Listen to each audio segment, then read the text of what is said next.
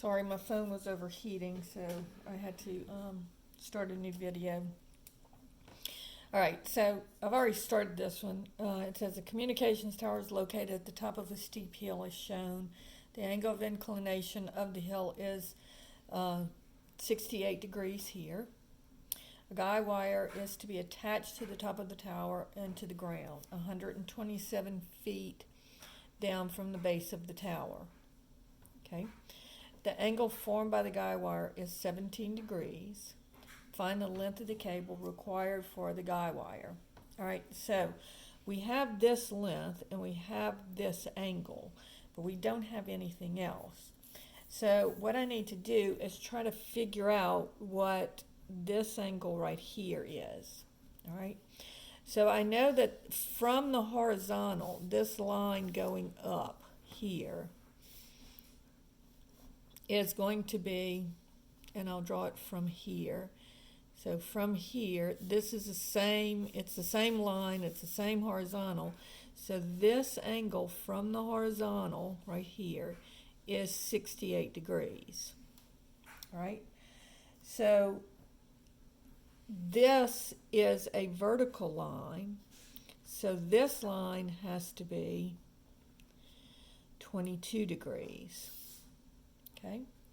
And so now, knowing that this is a straight line, if this is 22 degrees, then this has to be 180 minus 22 degrees. And so that has to be 158 degrees. All right. So now we can use our law of sines, because now I have angle A and side A, angle B, and I don't have angle C yet, but I do have side C. So now I just need to figure out what this angle right here is. And so these three angles have to add up to 180. So 180 is equal to 17 degrees plus 158 degrees plus C. And so if you solve for C, this would be 5 degrees. All right. And so now I know angle C and side C. So just using the law of sines, I'll have A over sine A, which is 158 degrees, is equal to C, which is 127 over sine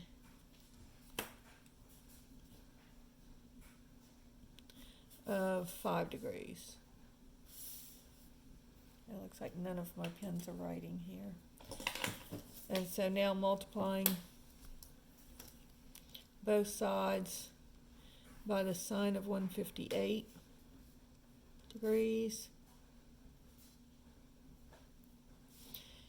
I get A is equal to 127 times, make sure you're in degrees, sine of 158 divided by sine of 5. And I get 545.86, and that would be in feet. Okay, and notice that it should be a lot longer than the 127 feet, because this angle is so much bigger than this angle. All right, so that is going to be your answer for problem 30. All right.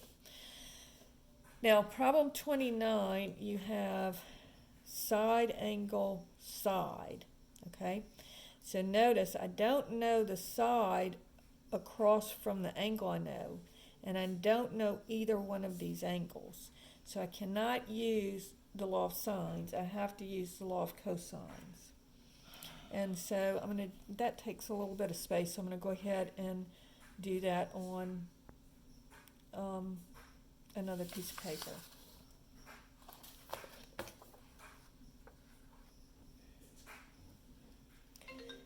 So Hey. And so here we're going to say c squared equals a squared plus b squared minus 2ab cosine of c. So notice it doesn't matter which one you're using for a and b, but let's say a is 14, b would be 26, and then angle C is 32 degrees. There we go. All right, so this would be C squared is equal to 14 squared plus 26 squared minus 2 times 14 times 26 times the cosine of 32 degrees. So let's do that on our calculator. So I get 14 squared plus 26 squared minus 2 times 14 times 26 times the cosine of 32 equals. So this would be c squared is equal to 254.62, and then I'll take the square root of both sides. And again, it's a side of a triangle, so I don't have to worry about plus or minus. And I get c is equal to 15.96, and it's not in feet or anything. And they want to 4 decimal places, and so this would be 68. 568. All right, so that would be the answer to problem number 9. Okay, at 29. Problem 30 says a steep mountain is inclined 74 degrees to the horizontal and rises to a height of 3,400 feet. So this is 3,400, and this is 74 degrees above the surrounding plain. A cable car is to be installed running to the top of the mountain from a point 980 feet out in the plain from the base of the mountain. Find the shortest length of cable needed.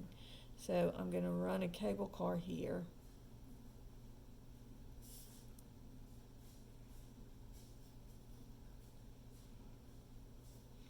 And this is going to be 980 feet. So this distance from here to here is 980 feet.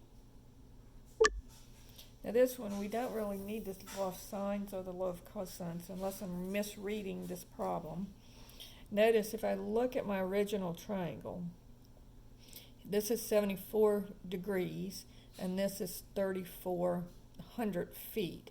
So I can actually figure out what this length is. If I call this x, I will have opposite over adjacent. So the tangent of 74 degrees would be equal to 3,400 over x. So if I multiply by x and divide by the tangent of 7,400, remember these two just swap, I get x is equal to 3,400 divided by the tangent of 74 degrees.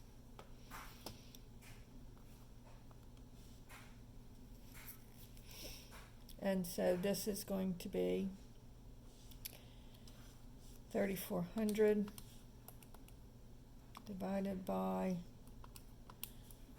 tangent of 74 is equal to 974.93. And let's see, they don't tell us how many decimal places, so we'll just do 2.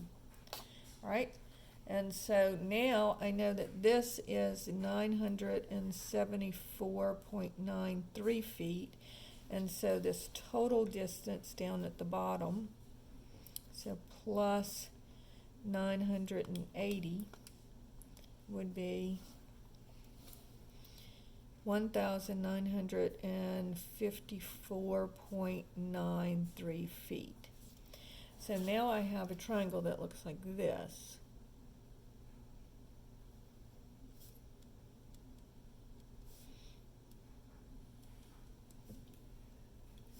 So now I can just say a squared plus b squared equals c squared. So unless I'm reading something wrong,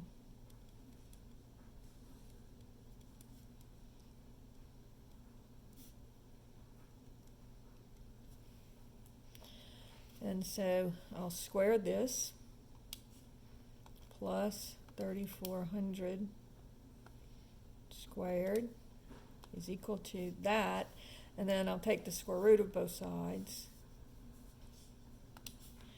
So I get 21.96 feet would be the length of the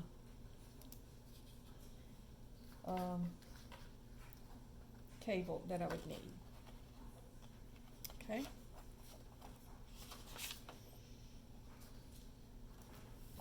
Okay, problem 31 says, if C, so in this one it says, if A is equal to, so let's just draw a triangle. So A is 2.14 miles, B is 3.25 miles. So this would be angle B, this would be angle A, and angle C is 41 degrees. It says find C, little c, rounded to 3 decimal places. So again, it's just going to be the same formula. C squared is equal to a squared plus b squared minus 2ab cosine of c, and this is also on your formula sheet. So you're going to have 3.25 squared plus 2.14 squared minus 2 times 3.25 times 2.14 times the cosine of 41 degrees. So doing that, 3.25 squared plus 2.14 squared minus 2 times 3.25 times 2.14 times the cosine of 41 degrees equals 7.89, and then I'm going to take the square root of that to find C, and I get C is equal to 2.809, and they wanted it rounded to 3 decimal places, so that is correct. All right, so that's problem 31. Problem 32 is going to also be the law of cosines. We have a triangle that looks like this. 26, 14, and 30 are the sides, okay? I'm sorry, and this is going to be the area formula. So that is also on your formula sheet. Let me get out the right page.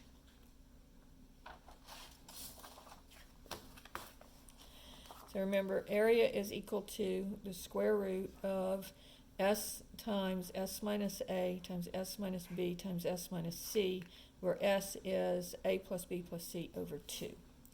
And so my 3 numbers are 26, 14, and 30. And so first I'll find s. So that would be 30 plus 26 plus 14, and then divide by 2.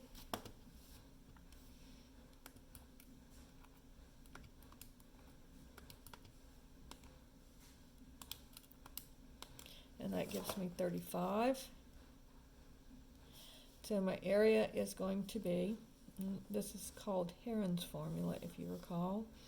So it's 35 times 35 minus 26 times 35 minus 14 times 35 minus 30.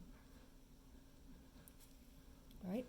And so that would be 35 times 35 times, open parentheses,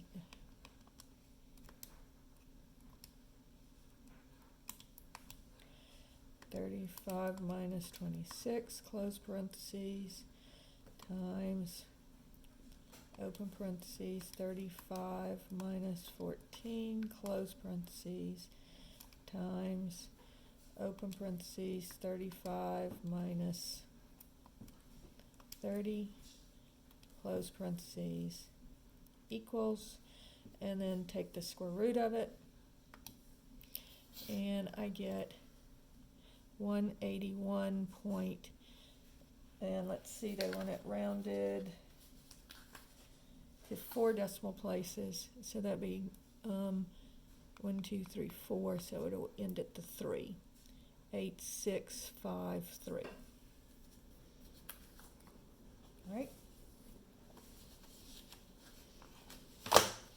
All right, so the last part of this is the converting from Cartesian to polar and polar to Cartesian coordinates. So what we want to remember is that the formula is going back and forth. So remember, r squared is equal to x squared plus y squared, and the tangent of theta is equal to y over x. And then the other formula is going the other way, is x is equal to r cosine of theta, and y is equal to r sine of theta. All right? So converting from the polar coordinate, so this is giving you r and theta, and we want to get to x and y, so this is what I'm going to use. So I'm going to say x is equal to 9 times the cosine of 5 pi over 6. And now this should be really easy for y'all to know where you're going and all that kind of stuff, so let's draw this.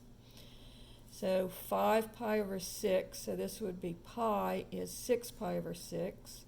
So 5 pi over 6 would be here. Right? And this would be, my reference angle here is pi over 6, because 6 pi over 6 minus 5 pi over 6 would give you pi over 6. And so that's a 30-degree angle. So this is 1, 2, and the square root of 3. And then remember, we're going backwards in the x direction, so this one would be negative. All right? And so now this would be equal to 9 times, and then the cosine of 5 pi over 6 would be negative square root of 3 over 2.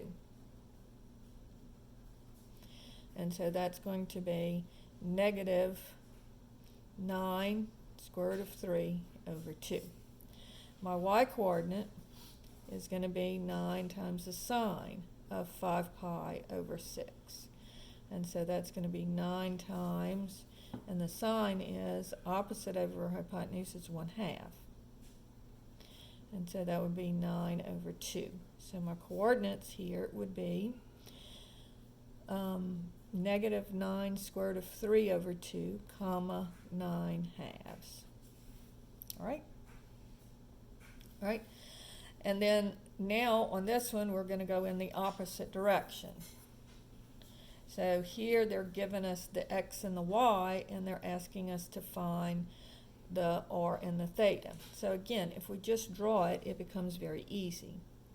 So this says to go over 6 and then down 3. And so just using the Pythagorean theorem to find r squared is equal to x squared plus y squared. That's where they get that. So be careful, this is negative 3 squared plus 6 squared equals r squared. And so the negative is squared. So that's 9 plus 36 equals r squared, and that gives you 45 equals r squared. Now, you do have to simplify this. So if I take the square root of both sides, 9 goes into 45, so this is the square root of 9, square root of 5.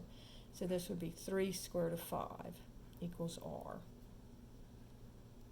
So remember, the numbers you're looking for are 4, 9, and 25. That's the perfect squares that you're looking for. All right, so this would be 3 square root of 5. Now I'm looking for the angle theta. We'll notice that the tangent of theta is equal to -3/6. So now we've talked about inverse tangents, and so this is going to give me the right number. We want it to be between 0 and 2 pi, and so, I'm sorry, this is equal to -1/2. So this would be this triangle, -1, 2. Okay, so that's not one we know. So I'm going to put my calculator in radians because I want our answer to be in radians. And so I'm going to go inverse tangent of -1/2.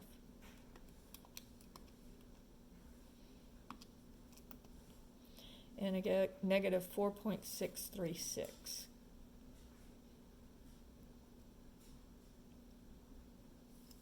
And that it gives you answer to problem number 34. All right. And then the last problem, problem number 35, says, and we're going to use these same formulas, so I'll just put it right here. Rewrite the polar coordinate r is equal to 2 sine theta as a Cartesian equation. So now I'm just going to look at r. And notice I don't have one for r, but I do have one for r squared. So I'm going to multiply both sides of the equation times r. So I'll have r squared is equal to 2r sine of theta. Now what is r squared? R squared is x squared plus y squared. And then what is 2r sine of theta? Well, that would just be 2 times y. And there's my equation. Now, it doesn't have r's and thetas in it anymore. It only has x's and y's. So we're done. So that is the end of the video for the practice exam.